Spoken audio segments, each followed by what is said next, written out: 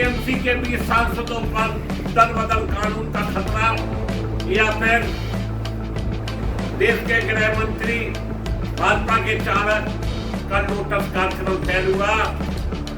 नमस्कार, मैं मुकेश सुदैनिया, सीधेपुर। आज सवाल से पश्चिम बंगाल की राजनीति का नहीं, सवाल देश की संसद में दल बदल कानून की ताकत और उसके इस्तेमाल का।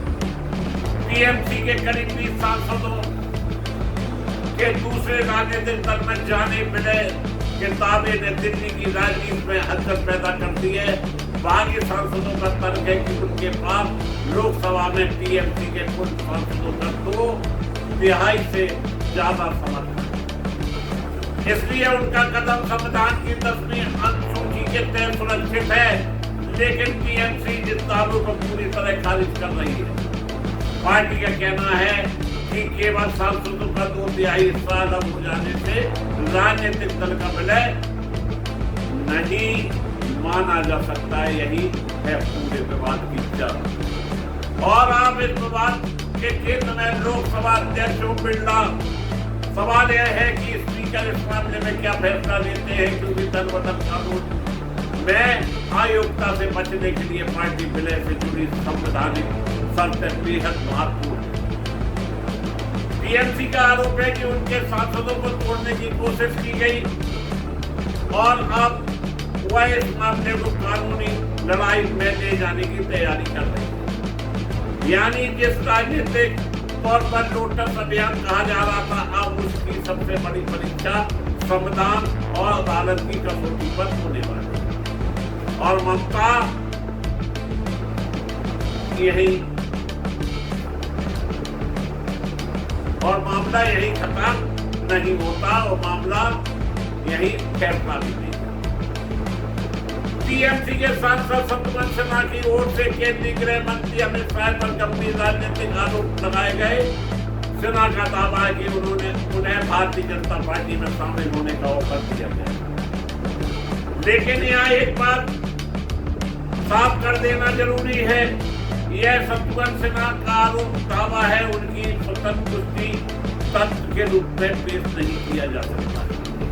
अब सबसे बड़ा सवाल है कि अगर राजनीतिक दल बदलने की कोशिश हुई है तो उसका फैसला सिर्फ राजनीतिक बयानबाजी से होगा या फिर संविधान के मुताबिक,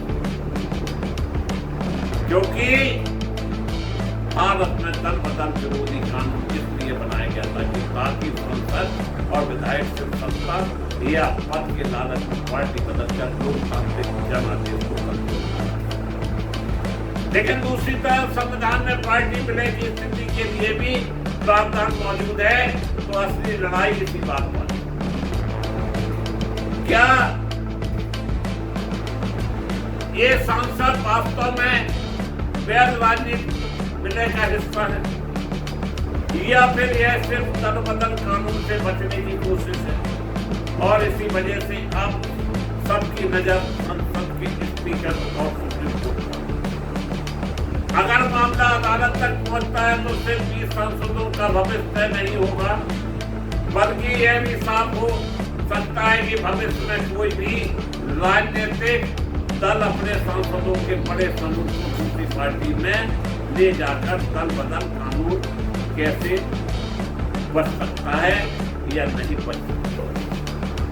इसलिए लड़ाई टीएमसी बनाम उनके बागी सांसदों की लड़ाई भर नहीं है।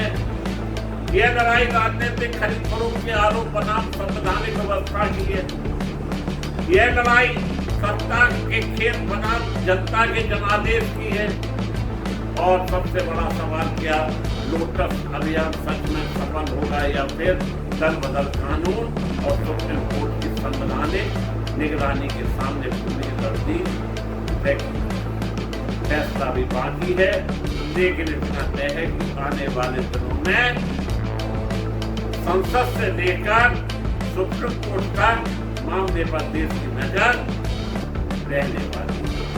मैं मुकेश सुदैनिया, सीधे बोल से आप देखते रहिए। सवाल वही है जो सत्ता से